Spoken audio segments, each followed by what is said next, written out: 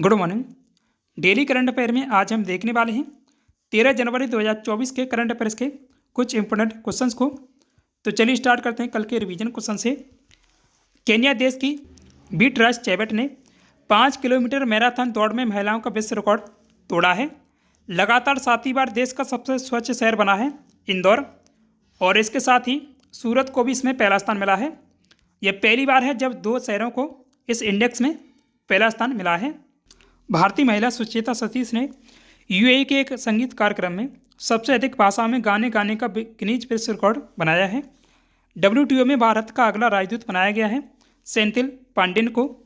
2 दिवसीय वैश्विक निवेश सम्मेलन 2024 का आयोजन किया गया चेन्नई, तमिलनाडु में। हाल ही में रक्षा मंत्रालय में समीर कुमार सिन्हा को एडिशनल सेक्रेटरी और डायरेक्टर जनरल या अधिग्रेड नियुक्त किया गया है। मारियो जागालो का निधन हुआ। वे ब्राजील के फुटबॉलर थे। LG कंपनी ने दुनिया की पहली ट्रांसपेरेंट स्मार्ट टीवी पेश की है। साउथ कोरिया में 110 साल बाद डॉग या कुत्ता मीट पर बैन लगाया गया है। शीतल देवी को अर्जुन पुरस्कार 2023 के लिए दिया गया है। वे पैरा तीरंदाज खिलाड़ी हैं और जम्मू कश्मीर की निवासी हैं। आज का पहला सवाल है, हैनिले पासवर्ड इंडेक्स 2024 में दुनिया भर में कुल कितने देश टॉप पर हैं? इसका आंसर है 6 और 5 संख्या है। ये ब्रिक्स में 5 नए सदस्य देश बने हैं अभी 2024 में। इस लिस्ट के मुताबिक Japan, Singapore, Spain, France, Italy और जर्मनी के पासपोर्ट दुनिया के सबसे पावरफुल पासपोर्ट हैं। इस लिस्ट में भारत को 80वां स्थान मिला है और साल 2023 में भी भारत का स्थान यही था, 80वां। पिछले साल की तुलना में इस साल भारतीय 5 ज़्यादा देशों में वीज़ा फ्री ट्रैवल कर सकते हैं। साल 2023 में भारत के लोग 57 देशों में बिना वीज़ा फ्री ट्रैवल कर सकते थे, जबकि इस साल यह आंकड़ा बढ़कर 62 हो गया है। यह ranking international air transport association यानी IATA के डेटा पर आधारित है।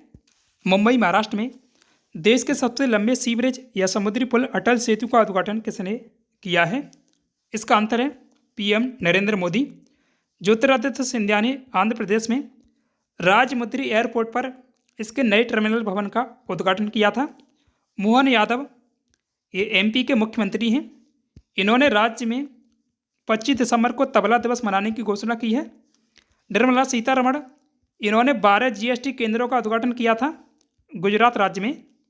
यह ब्रिज मुंबई को नवी मुंबई से जोड़ेगा। अटल सेतु की कुल लागत है 17,843 करोड़ रुपये।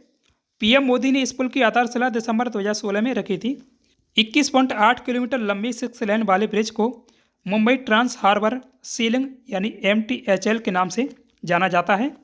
इस पुल का 16.5 किलोमीटर का हिस्सा समुद्र पर है, जबकि 5.5 किलोमीटर का हिस्सा जमीन पर है।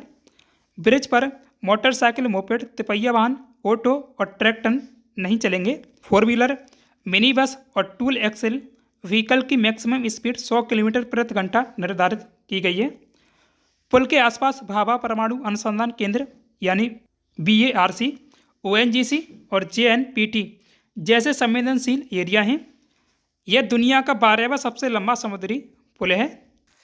मिसेज वर्ल्ड प्रतियोगिता 2024 में भारत का प्रतिनिधित्व कौन करेंगे? इसका आंसर होगा चेतना जोशी तिवारी। ये छत्तीसगढ़ की हैं।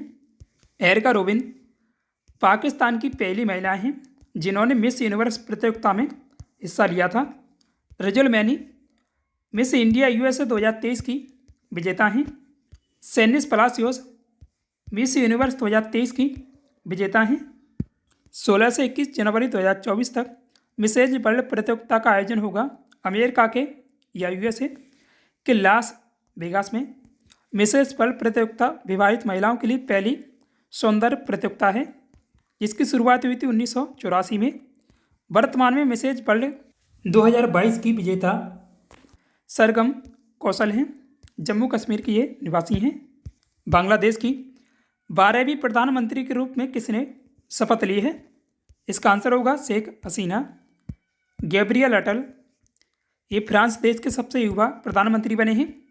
साथ ही वे पहले समलैंगिक प्रधानमंत्री हैं फ्रांस देश के। सक्सेस मसरा ये चाड के प्रधानमंत्री बने हैं, चाड देश के। पेड्रो सांचेज स्पेन के दोबारा प्रधानमंत्री बने हैं। शेख हसीना का यह लगातार चौथा और कुल 5वां कार्यकाल है प्रधानमंत्री के रूप में। बांग्लादेश के राष्ट्रपति मोहम्मद शिहाबुद्दीन ने उन्हें शपथ दिलाई है। बांग्लादेश के पहले प्रधानमंत्री ताजुद्दीन अहमद की बेटी सिमिन हुसैन रिजवी भी नई मंत्रिमंडल में राज्य मंत्रियों की सूची में शामिल हैं।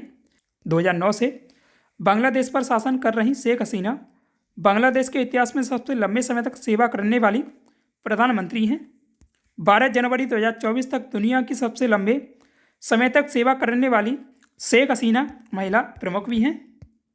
12 जनवरी 2024 को स्वामी विवेकानंद की जयंती पर महाराष्ट्र के नासिक में 27वें नेशनल यूथ फेस्टिवल का उद्घाटन किसके द्वारा किया गया है? इसका आंसर है पीएम नरेंद्र मोदी। अमित शाह ने नई दिल्ली में मेगा पैक्स कॉन्क्लेव 2024 की अध्यक्षता की है और ई समृद्धि पोर्टल अमित शाह के द्वारा ही लॉन्च किया गया था। ये अरहर दाल या तूर दाल के पंजीकरण से संबंधित है। यहाँ किसान अपनी फसल को बेच या खरीद सकते हैं। केंद्रीय रक्षा मंत्री राजनाथ सिंह ने देश के पहले गर्ल्स सैनिक स्कूल का उद्घाटन किया था उत्तर प्रदेश के मथुरा वृंदावन में। और यह भट्टी विक्रमार्क मल्लू तेलंगाना के नए उप मुख्यमंत्री बने हैं। इन्होंने प्रजापालन कार्यक्रम का उद्घाटन किया है। 12 से 16 जनवरी तक होने वाले इस फेस्टिवल में कई कार्यक्रमों का आयोजन किया जाएगा। इस बार इसकी थीम है विकसित भारत @2047 युवाओं के लिए युवाओं के द्वारा। इस दौरान पीएम मोदी ने नवी मुंबई में 12,700 करोड़ रुपए के प्रोजेक्ट्स का उद्घाटन और शिलान्यास भी किया है। उन्होंने ईस्टर्न फ्रीवे के ऑरेंज गेट को मरीन ड्राइव से जोड़ने वाली भूमिगत सड़क सुरंग की आधारशिला भी रखी है। 9.2 किलोमीटर लंबी सुरंग 8,700 करोड़ रुपए की लागत से बनाई जाएगी। पीएम मोदी सूर्या क्षेत्रीय थोक पेयजल परियोजना के फर्स्ट फेज का भी उद्घाटन किया है उन्होंने। इससे महाराष्ट्र के पालघर और ठाणे जिले में पानी की आपूर्ति होगी। देश के पहले स्वदेश निर्मित स्टार लाइनर ड्रोन दृष्टि 10 नौसेना को किसने सौंपा है? अडानी ग्रुप के द्वारा ये बनाया गया है। हैदराबाद में नौसेना प्रमुख एडमिरल आर हरिकुमार की मौजूदगी में भारतीय नौसेना को पहला स्वदेशी medium altitude long endurance drone मिला है। इस ड्रोन का नाम है Drishti 10 star liner unmanned aerial vehicle. Drishti 10 star liner drone को अडानी डिफेंस एंड एरोस्पेस ने अपने हैदराबाद फैसिलिटी में तैयार किया है। इस ड्रोन को तैयार करने के लिए इजराइल की डिफेंस कंपनी एल्बिट सिस्टम के जरिए किए गए टेक्नोलॉजी ट्रांसफ़र की भी मदद ली गई है। यह ड्रोन एल्बिट सिस्टम के हार्मिज 900 स्टार लाइनर ड्रोन का एक वेरिएंट है। यह ड्रोन सभी तरह के मौसम में ऑपरेट किया जा सकता है और लगातार 36 घंटे तक उड़ान भर सकता है। अडानी डिफेंस की तरफ से डिलीवर 70% स्वदेशी यह ड्रोन 30,000 फीट की ऊंचाई तक उड़ान भर सकता है। किस राज्य सरकार ने उत्तर प्रदेश की अयोध्या नगरी दर्शन के लिए श्री रामलला दर्शन यात्रा योजना शुरू करने की घोषणा की है? इसका आंसर है छत्तीसगढ़।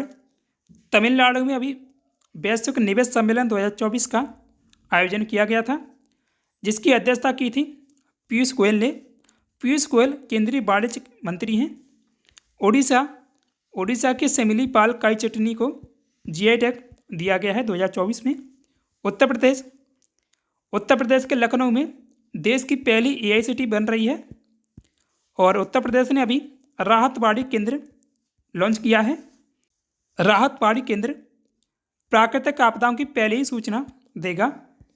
यह योजना छत्तीसगढ़ सरकार की योजना के माध्यम से 22 जनवरी से शुरू होगी। विष्णु देव साय छत्तीसगढ़ के पहले आदिवासी और प्रदेश के चौथे सीएम हैं।